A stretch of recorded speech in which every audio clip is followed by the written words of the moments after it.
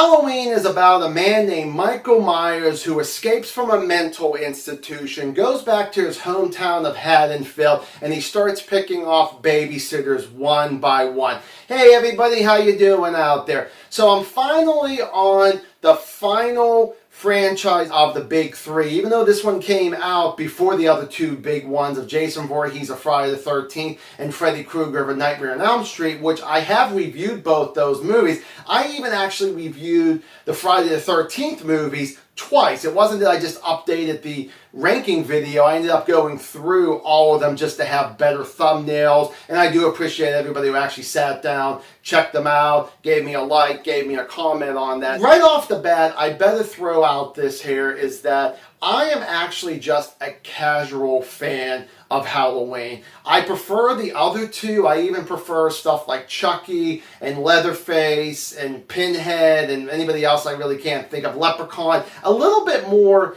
than this movie. I think Michael Myers is a great serial killer. I think John Carpenter's this very first movie is really well done, which of course we'll get into all that kind of stuff. But just so people know that I'm not the biggest fan of this franchise as much as tons of other people. So even if you decide you're going to be rough with me, I can handle it. But I just want you guys to know that of the big three, this is the one I watch the least. Now this is a movie franchise that I've seen a lot for the most part. From this original all the way to the last of this timeline, which was Halloween Resurrection, which I don't know why that movie was ever made. I've seen all these movies many, many times, marathon them through pretty much every Halloween season or every other Halloween season. The Rob Zombie ones I've seen here or there.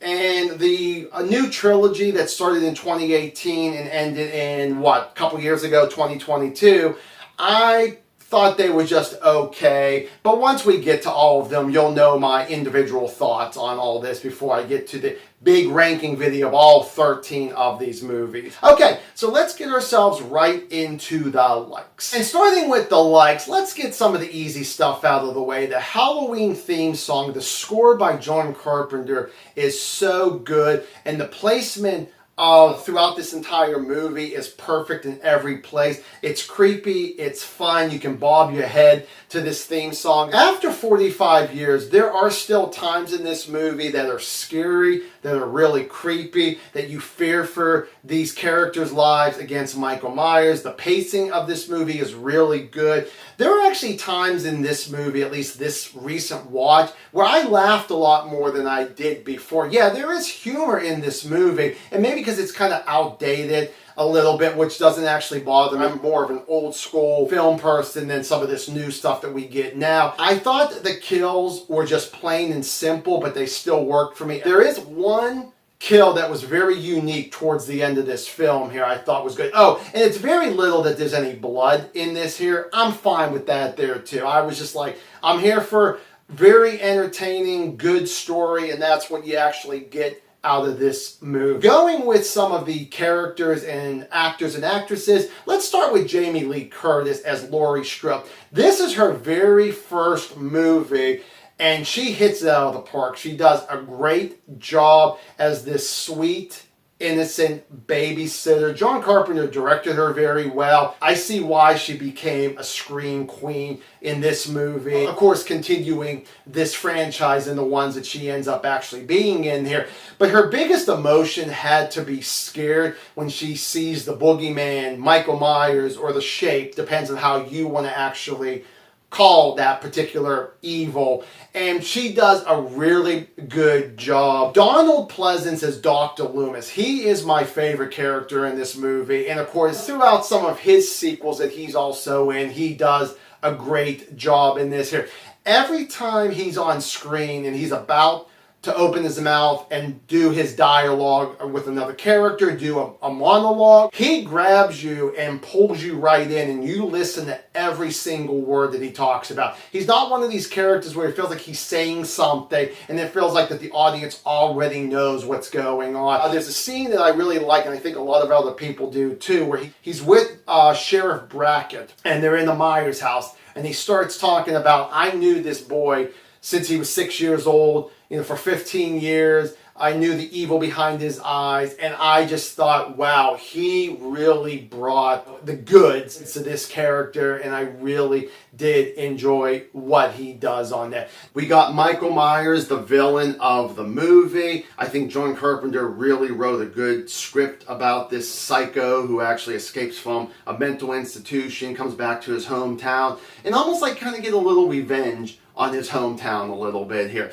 It was played by Nick Castle, who I think did a really good job. I know this was the first time, so of course he made it his own on who Michael Myers would be. I like the story about the mask, that the mask was originally a William Shatner mask and they just painted it white, and I thought that was actually really cool there. But I think Michael Myers wasn't just scary, I think he was smart and clever. He's one of the few horror icons that I would say was great in the daytime as well as at night, taking people out there. I mean, we got stuff, and hopefully I'm not going too far into the details, but we got stuff where Michael Myers ends up at Laurie's school and she looks out the window. At one point he's there, the next point he's gone. He's at Tommy's school at the elementary. He's following Annie at one point in the car. And I just kind of like how those scenes actually played out. Now, the other characters I'm going to mention, I do like them, but I don't have a whole lot to talk about. I just want to say, hey, they're in this movie. I'm still pleased with what I got. You got Annie, which is one of Laurie Strode's friends. She's fun to watch. I like following her before she gets to babysit Lindsay, and even while she's babysitting Lindsay, there's some cool things that actually happen at Lindsay's house there. I really did like them.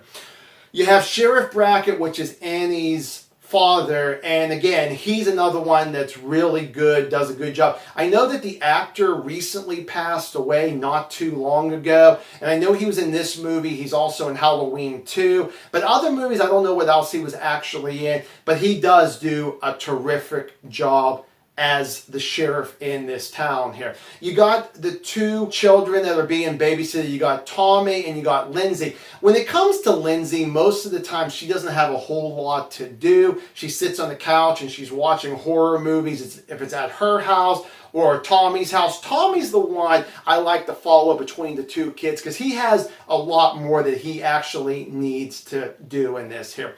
The way that this movie ends, I thought this was a great ending, and John Carpenter doesn't do endings to try to come up with a sequel. If it looks like it's going to be an open ending, it's just the way that he wants to really creep out the audience, and I still like it, where this could be one of those movies that was a one and done. And of course we have a franchise here, but it really did work out doing that. And then the final like has got to be John Carpenter as a director. As a writer, he's great with his dialogue. He is really good as a director. I mean, I know he was still young. This was his third movie, but this was one of the movies that really set him onto his directing career, and glad that we actually have someone like him, someone like Wes Craven, who is no longer with us, and we get people, and other people like that. Tobe Hooper's another one, that they had this passion for this particular story and characters that he wanted to do. And John Carpenter was definitely one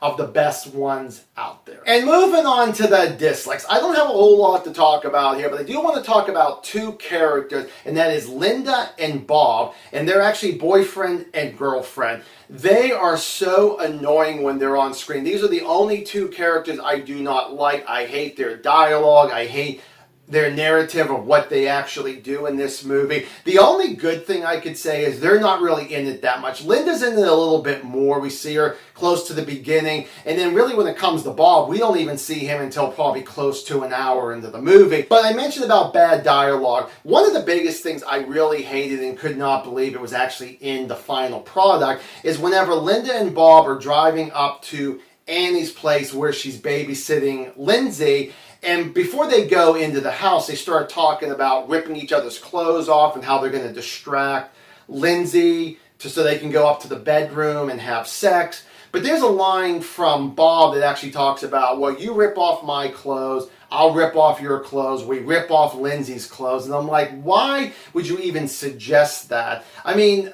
I have to kind of blame a little bit on Carpenter because this was his script as much as directing it, and they probably should have taken that line out, or maybe could have said something different, who knows.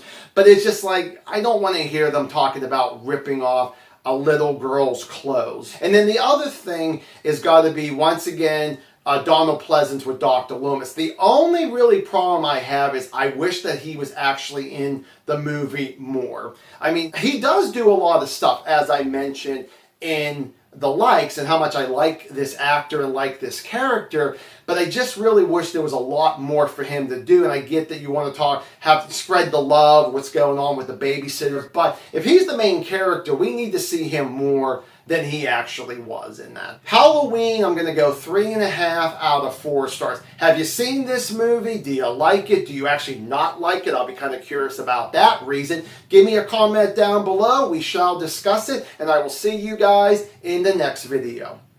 Bye.